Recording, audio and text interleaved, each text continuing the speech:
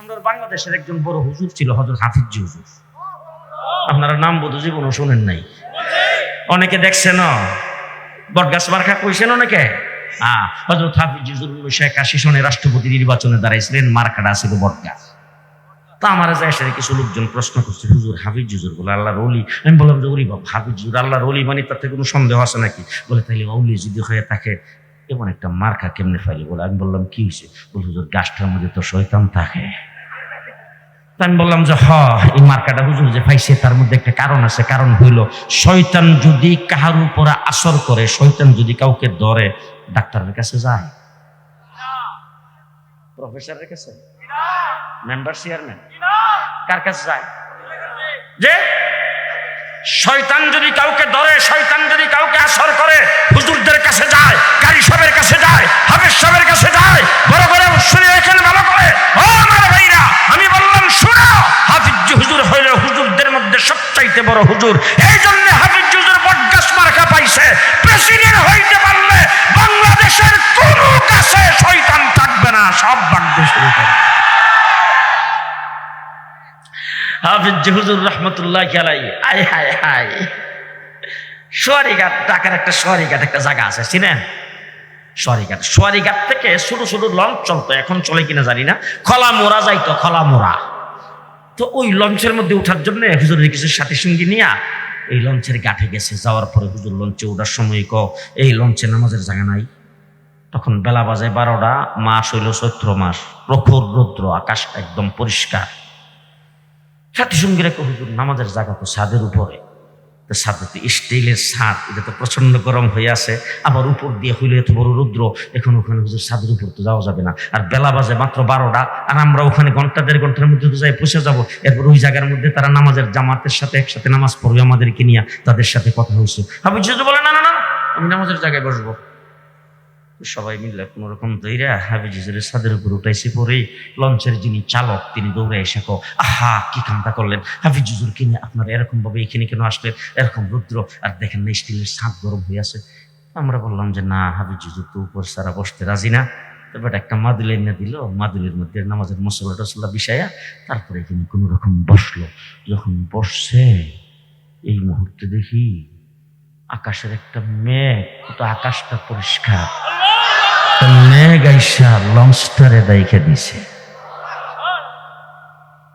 হাফিজ হুজুরের এক নাতিন জামাই ছিল, হাফেজ খালেদ।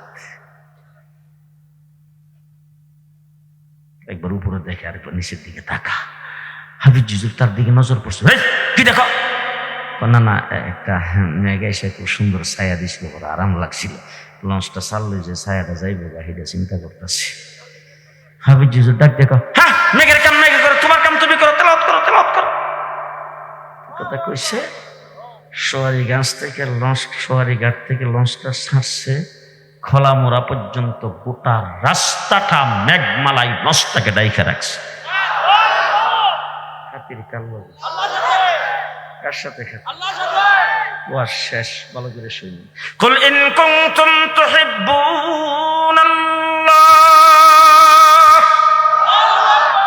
আমাদের দেশের অনেক লোকজন সর্দার মাদুরা যখন গ্রামে কোনো বিষয় নিয়ে সর্দারিতে বসে, তখন ওই বিভিন্ন গোষ্ঠীর বিভিন্ন গ্রামের সর্দাররা একসাথে বসলে, তখন এক সর্দার আরেক সর্দার ডাক দেখে, এই তোমার গোষ্ঠীর লোকজনকে তুমি কইয়া দাও, হয় না এরকম? তোমার গ্রামের লোকজনকে তুমি কয়ে দাও, তুমি কয়ে দাও, হয়নি? আমার আল্লাহ রাব্বুল আলামিন আল্লাহর হাবিবরে ডাক দিয়া কয়, কুল আপনার উম্মতকে আপনি বলে দেন। সুবহানাল্লাহ, আস্তে কয়েন, আস্তে।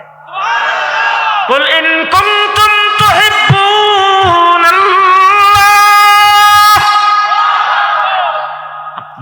আপনার হাবিব আপনার উম্মতকে আপনি বলে দেন, ইন কুনতুম তুহিব্বুনাল্লাহ, তারা যদি আল্লাহর সাথে খাতির লাগাইতে চায়, তারা যদি আল্লাহর সঙ্গে সম্পর্ক লাগাইতে চায়, তারা যদি আল্লাহর সঙ্গে ভাব লাগাইতে চায়, আল্লাহর সঙ্গে যদি ভালোবাসা লাগাইতে চায়, ইয়া হাবিব ফাত্তাবিউনি, তাদেরকে বলে দেন তারা যেন আপনার ইত্তেবা করে।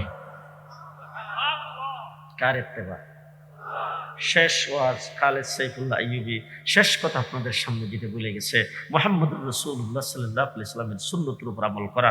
আপনার মাথার মধ্যে চুল আছে না নাই? আছে, মাথার চুল কাটার সময় আপনি আর্জেন্টিনার ব্রাজিলকে দেখলে হবে না, আপনি মেসি, কাকা, রোনাল্ডো আর সালমান শাহকে দেখলে হবে না, আপনি ইহুদি খ্রিস্টানকে দেখলে হবে না, আপনি বিজাতীয় সংস্কৃতিকে দেখলে হবে না, বিজাতিদের কালচার কৃষ্টি আপনাকে গ্রহণ করা যাবে না। আপনাকে দেখতে হবে নবী কিভাবে মাথার চুল কাটছে।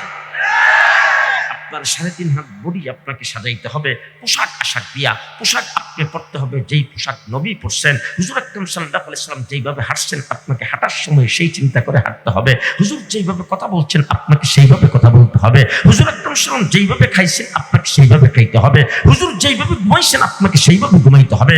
3.5 হাত বডি থেকে আপনার সারা দিনের 24 ঘন্টা কার্যক্রম, আপনার পরিবার, আপনার দোকান, আপনার ব্যবসা, আপনার কর্মচারী, আপনার অধীনস্থ সমস্ত মানুষগুলোকে আল্লাহর নবীর আদর্শে আপনাকে আদর্শবান হতে হবে। মুহাম্মদুর রাসূলুল্লাহ সাল্লাল্লাহু আলাইহি ওয়াসাল্লামের ইত্তেবা করার জন্য আমার আল্লাহ পাক রাসূলকে বলে দেন আপনার ইত্তেবা করতে, তারা তাদেরকে বলেন আপনার ইত্তেবা করতে।